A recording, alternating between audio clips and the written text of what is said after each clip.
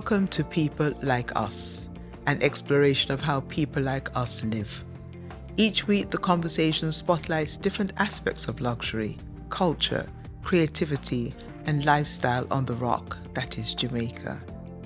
In today's episode, we explore life at sea, not just the beauty of the water, but the discipline, danger, skill, and quiet luxury of truly understanding it. For some people, the sea is a view. For others, it's a workplace, a classroom, a calling, and a way of life. Joining the conversation today is Granville Bennett, senior maritime pilot and harbour pilot, whose life on the water began as a boy in Kingston Harbour and grew into a career guiding vessels safely in and out of Jamaican ports.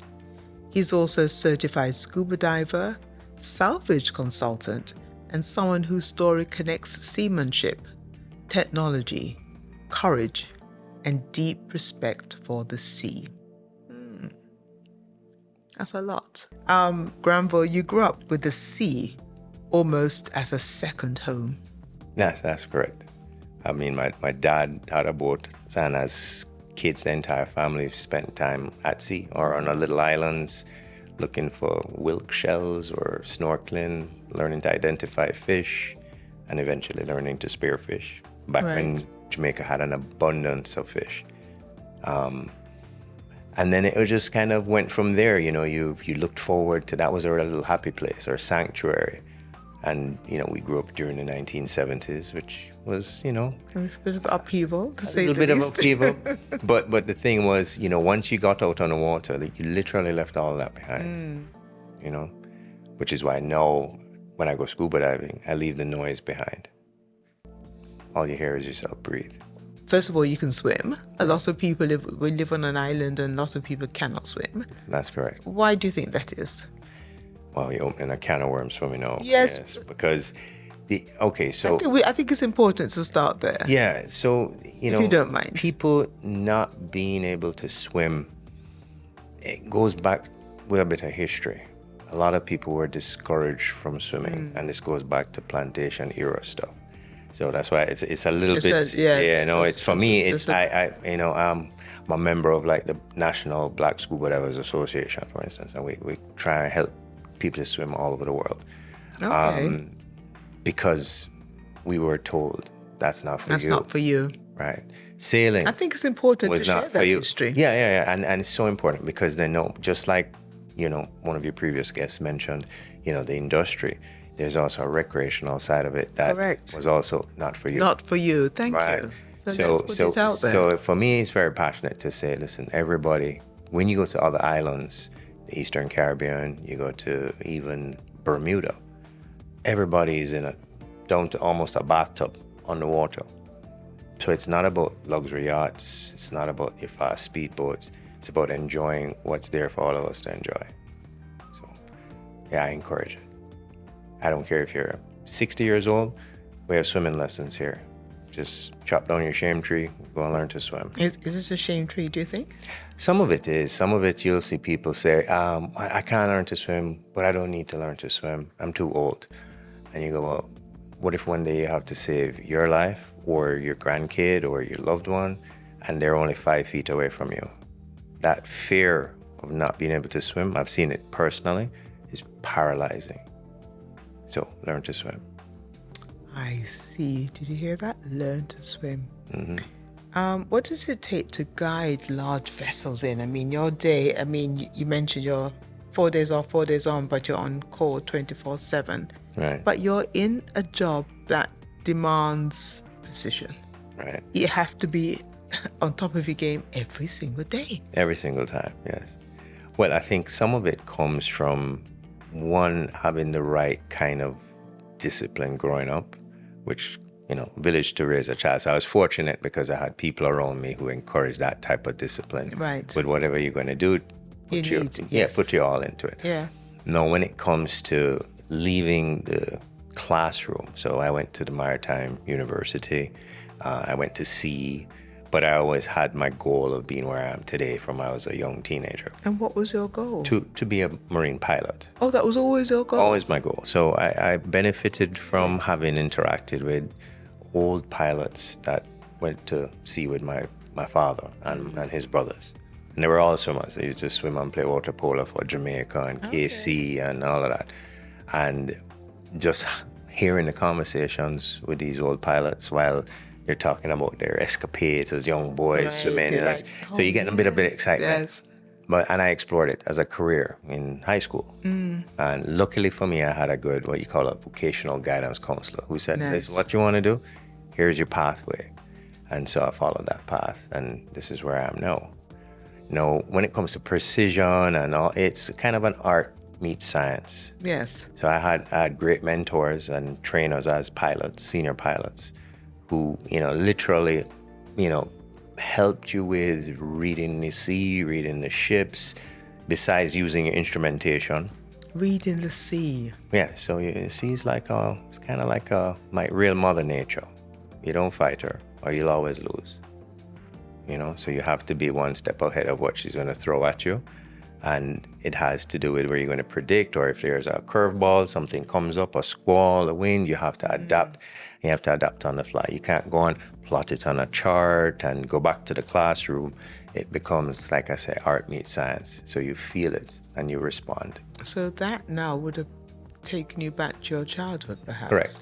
Because you can't teach that. That's not chapter 3 of any. Some of it, you can't teach it, you know, but Got. No, but eventually you hone your own, like you hone your own style, your own skill, your own approach to the job, and that way you can do what we do safely, because that's the biggest thing. We as a profession are the mitigators of risk against bad things happening. Because as maybe you heard a few years ago with the Suez Canal disaster, yes, right? Ship ran aground and it cut trade off billions of dollars a day. So we take our jobs very seriously. You have to. Yeah, because we kind of keep the lights on. So if tankers don't come in, we can't get electricity. Goods don't come in, we can't produce. Cruise ships don't come in, we lose dollars on tourism, right? It's kind of like shutting down an airport, you lose flights. You lose flights. So you still have to understand the impact of having an issue, and you try to do what's necessary to mitigate against that and safely. You're handling people's billions of dollars worth of cargo on a vessel, plus safety of life, which is the first most important thing that we do, safety of life. What has the sea taught you about pressure? Pressure? Yeah. Well, how to handle pressure?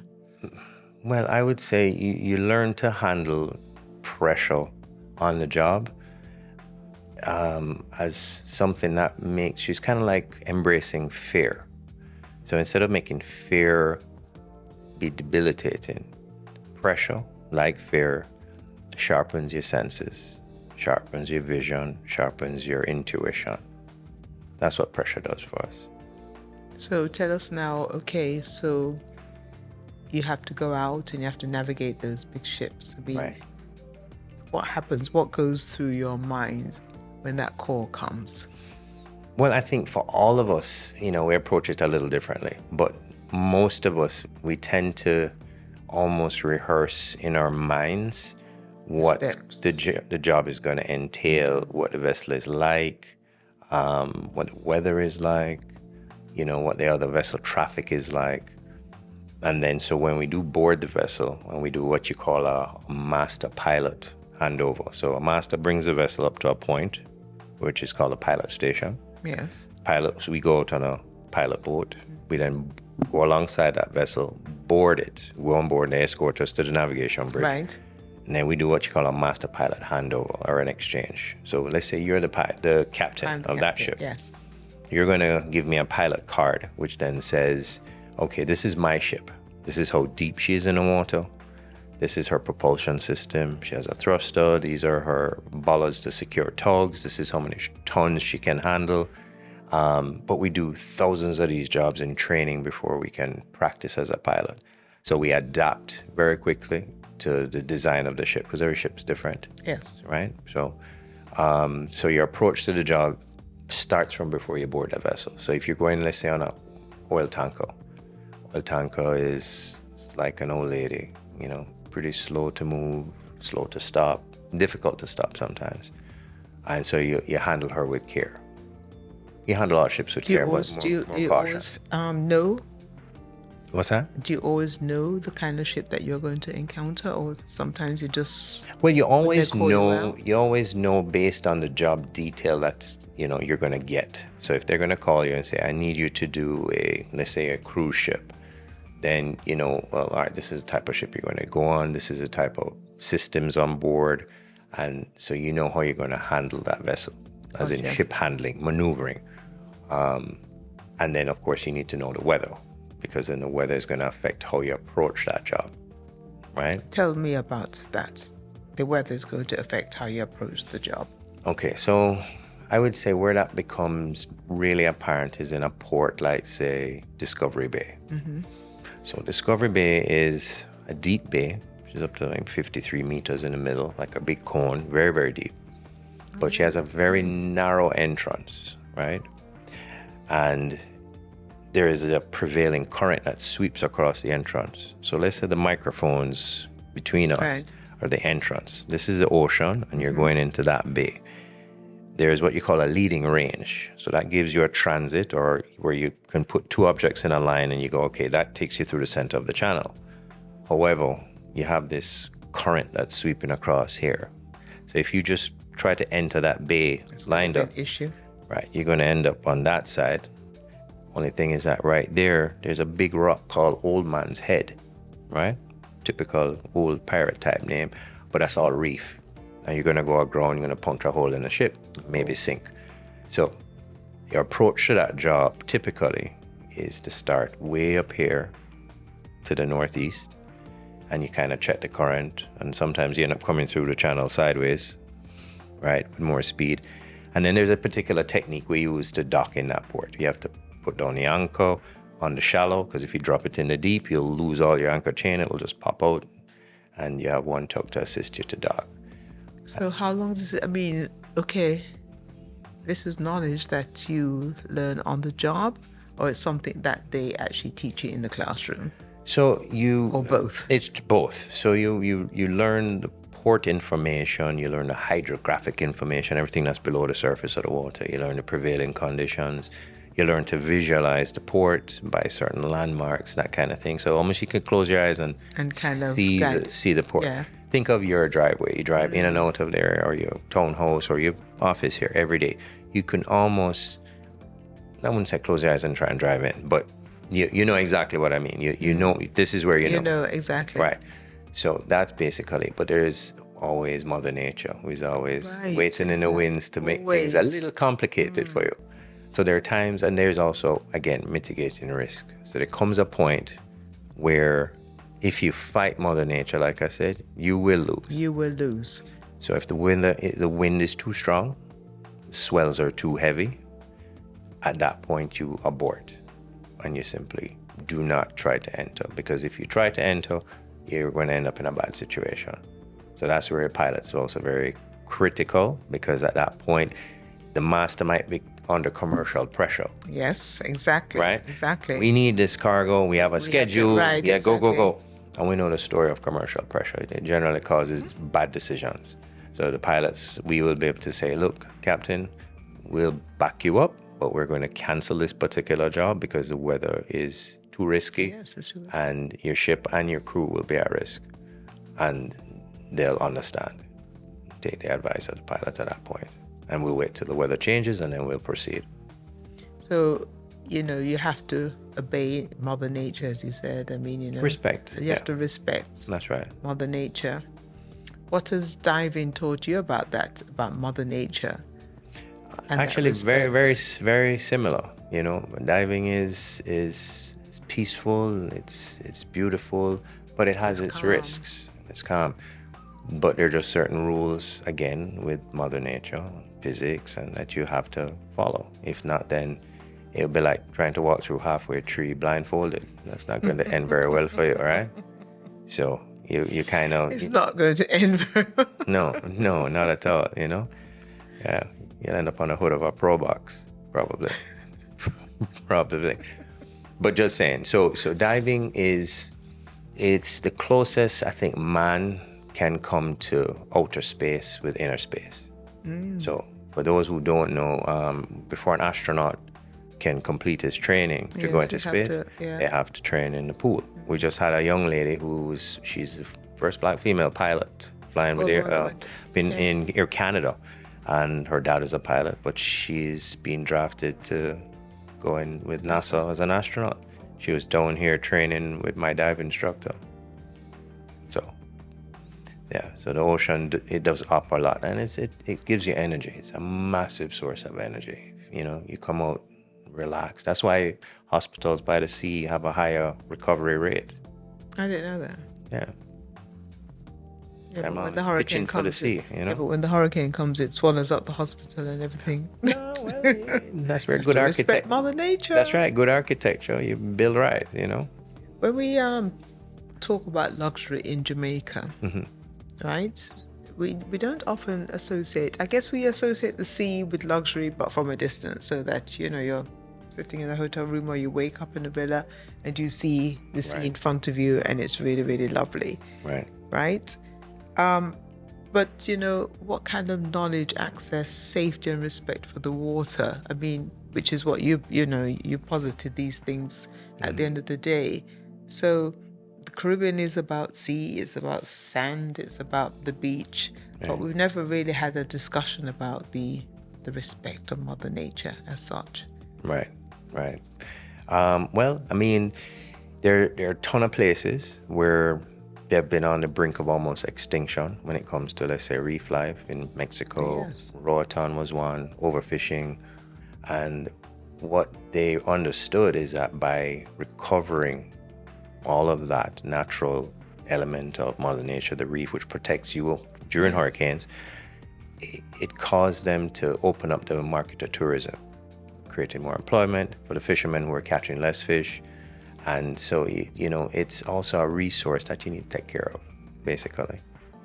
So, when it comes to yachting, if you go to the Eastern Caribbean, I mean, the yachts they wake up in the morning and they go to the next port and they spend their money there, and they go to the next port and they spend it.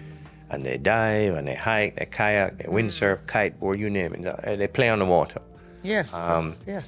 We have... That's their happy place. Yeah. We have all of that here. And a few have experienced it. I mean, we had one yacht come to Port Antonio the other day, and they had a submersible on board.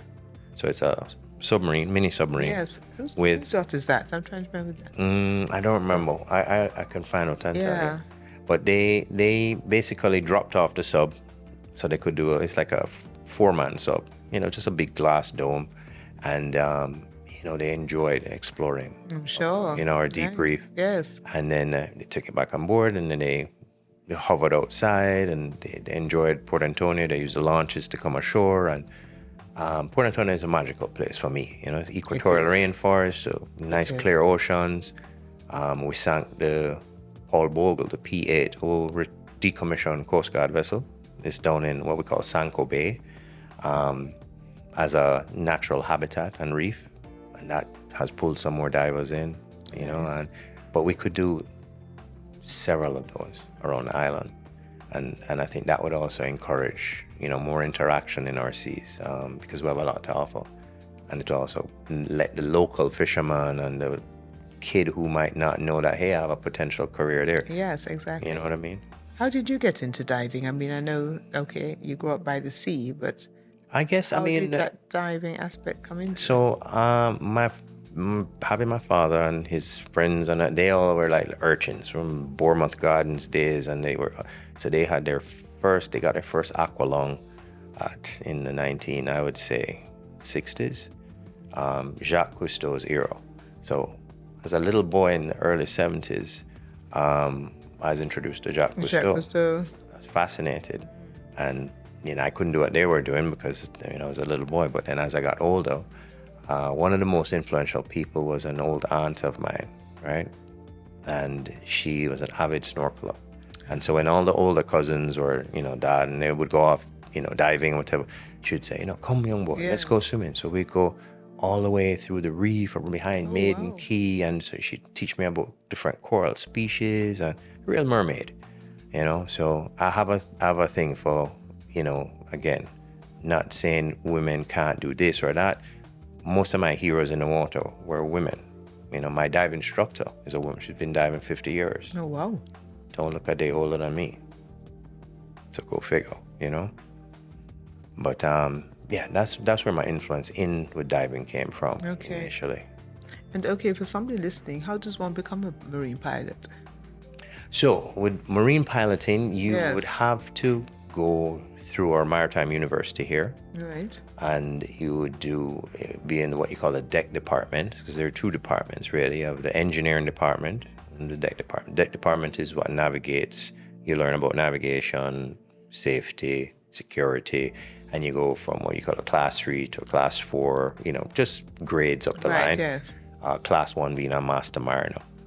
With our requirements, you can have a class 2, and then you apply when opportunities come up, when there's an induction of trainees or apprentices, and you go through an interview process, and if you're chosen or selected, then you train for 4 to 6 years. 4 to 6 years. Right, so it's a lot of training, because you're going to have a huge responsibility. Yes. And it's you have huge. to learn, each port. You're examined on each port around the island. Oh, really? Yeah, so you literally have to draw each port. You're questioned in each port. You do a written exam, you have to do an oral exam, you have to have practical assessment, because you go with pilots on their jobs. While you're training 7 days a week. You're not doing 4 days on, 4 days off. So it's a huge sacrifice, which you have to be passionate about this. Otherwise, you're going to quit within a year or I was two. just about to say, Yeah. you definitely have to be passionate. You have to be passionate. This is what you want to do as a lifelong career. It's not just, it's something prestigious, or it's, you earn money, or no, you have to love this. Because when everybody else is sleeping and it's tearing rain outside, You have to go out you're out there and you have to guide a vessel safely. into port or out of port, so she out can of port. continue her voyage on to her next destination. What was your worst, if you don't mind sharing, what was your worst, perhaps challenging moment guiding a ship in or out? I've had a few, from very strong sudden squalls, especially now with climate change, which hurricane force winds in the harbor, which can completely take charge of your vessel, and Wow. But I would say probably one of my most challenging was I was outbound on a vessel with a draft about 11.4 meters. I'd passed Fort Augusta, Fort Augusta, which is what they call the prison. Yes. I'm outbound, and again, being in sync with the ship, you could feel her heartbeat, and it's changing.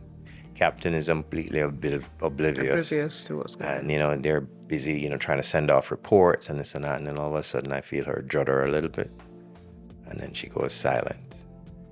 So we have a complete blackout shutdown, and I'm already doing like 11 knots, so which is fast for a ship that size. And immediately I'm telling him, okay, stand by on the anchors. We don't have brakes, and you may lose steerage after a while if you lose your propulsion. You're just trying to use the flow around the rudder and guide you. Hopefully the wind doesn't act on the ship and then cause her to come off a course too quickly. And he was like, oh, well, I need to call. And again, you have to play psychologist, and I literally hold him, and I said, Cap, it's going to be okay. Just follow my instructions. And I can't afford her with that speed to drop the wrong anchor first, which would have been a port anchor, which would then shear her up into Port Royal, and she'd be going up on the beach there. So I put down my starboard anchor first, which kind of, and then snub it, hold it a bit, and drop the port and hold that a bit. Eventually she loses all her starboard chain, pops out, pow. Of course, the guys are seeing fire gashing on the bow, and you're still, you're inside. I can't use a colorful language here, but you have to be calm for everybody. For everybody else around you. And he's asking for the tugs are engaged in the port, so I can't get any tug assistance. Anyway, eventually I'm watching the speed come down, and I'm using my own personal technology. I have what we call a PPU, which is a personal pilot unit. So I have my speed, I have my ship position, I have a little transponder which is tracking the GPS and the ship position. Anyway, and then but I have a rock up ahead. I have the front leading range, and I have the Coast Guard base here. And I don't want to hit either one of them because the ship will completely annihilate that. If it hits the rocks, you're going to get a hole in the bottom and blocking the channel. Luckily, she stops and the anchor holds, and I was able to just kind of engage it. We still had a generator to heave the anchor up to a point, and we were able to stem the wind, and then the wind got really strong. Mother Nature was like, "I'm not done with you yet." Yeah, exactly. I was just warming. Yeah, but let me just warm up the way. So the wind got up to about 35 knots, which is pretty strong. And then we got one tug, and then that tug was able to send a line to kind of control my stern from falling down onto the leading range. And then when the other tug came, I was able to pick up the anchor. He took a line from what we call the center lead, which is the bow, and we're able to tow her out past Lime Key, which is around Port Royal Point, out into the deep. And then I said, all right, great. We're in good. The captain is like, thank you. You know, it's like, okay, no problem. We're going to get her anchored and you guys sort yourselves out, right? The wind is howling. And then I go, okay, let's get ready to walk out the anchor, which is to do it on the power, engage it, and click, get the chain down. And out there is deeper than 20 meters. And then all of a sudden the generator goes. So we can't walk the anchor out. So we're there for like an hour and a half, just stemming the wind with the tugs. Port is shut down basically because the tugs are here engaged. Eventually we get the anchor disengaged and we can let it go, and I let go the tugs and we anchor her safely. So Did you exhale? At that point you can exhale. I mean, there's some breathing you do, like yoga. Yeah, you do that. Yeah, man, you know, don't let him see you though, you know, and you just kind of just stay calm. But, you know, things like that could have been a lot worse. You know, we've had an incident in like Falmouth where the cruise ship hit the mooring dolphin. You know, it was no damage to the ship, but we almost had to close the port. Luckily we didn't. But, you know, it's, you know, then you realize those are the reminders of how things can get. So you stay on your A game as much as you can. So are there simulators that you do, or you say stay on your A game? Well, I mean, you're training on you because you're constantly working. You're constantly refreshing your skills and improving. And the simulators do help from time to time, especially when there's new technology and new vessels. Right. Yeah, they help. But nothing beats being in the field and looking out the window. Experience. Yeah, nothing. You know, I've had one case where that was kind of funny. The electronics on the vessel went haywire. You know, is what you call. It's funny now, Granville. It's funny now. I'm sure it wasn't funny. No, it wasn't funny to him then. It was what you call GPS spoofing, where sometimes just like in the Strait of Hormuz, or sometimes you get intentional interference or just a malfunction. And so it showed the ship, we're outbound at night, and it showed the ship going like it was going to go aground, like go towards, the Causeway Bridge. But we had already altered course and I'm already outbound. And the captain is, "Pilot, you need to drop the anchor now." And he starts to scream, "Oh my God, we're going to go aground." And you have to say, "Cap, look out the window. This is where we're heading. And look at your ship on your electronic chart. Oh, it's going under the Causeway Bridge into Hunts Bay and it's still going. Look." And he was like, Jesus Christ. Yeah, but he was so reliant on his electronics. And that's the difference with all what we do, is that we use all available means. Yes, exactly. Yeah. And they're supposed to do the same, but the thing is they tend to err on the side of the electronics. So if the electronics are inaccurate, they'll sometimes end up in trouble because of it. So that's where we mitigate the risk. Wow. I could sit and talk to you for the whole day, Granville. You need to come scuba diving, man. Okay, yeah, I'll take you up on that. I'm serious, yeah. We have a thing called Discover Scuba. You don't have to do a lot of classes. We give you the basics in the pool, and then we take you in a shallow area, and then you see if you like it. If you like it, you like it. This is in Port Antonio? Port Antonio, yeah, man. My favorite place. Yes, we heard you the third time. Thank you. I'm pitching it, man. Seriously, wherever you go, it's, whether you go to Grand Cayman or you go wherever, I tell everybody to try it, just give it a try. Yes. Yeah. Well, people like us.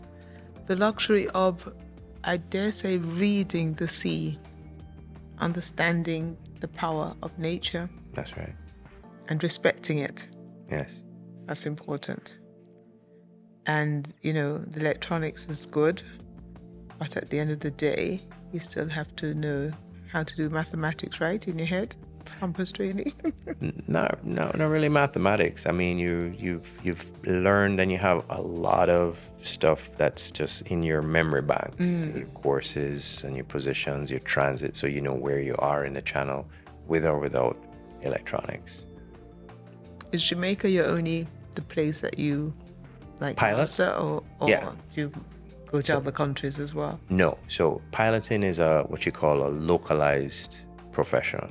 So whereas we do multiple ports around Jamaica. A pilot in, say, Port Everglades in Fort Lauderdale would just do Fort Lauderdale. Los Angeles, he'll just do Port of Los Angeles. Oh, okay. So they do one port. Maybe in British Columbia, they'll do a couple different ports, but most pilots are assigned to one port. Jamaica is one of the jurisdictions where we do multiple ports. I see. Kingston being our busiest port. Oh, really? Yeah.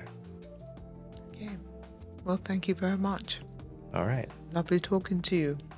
Anytime. The luxury of the sea and knowledge.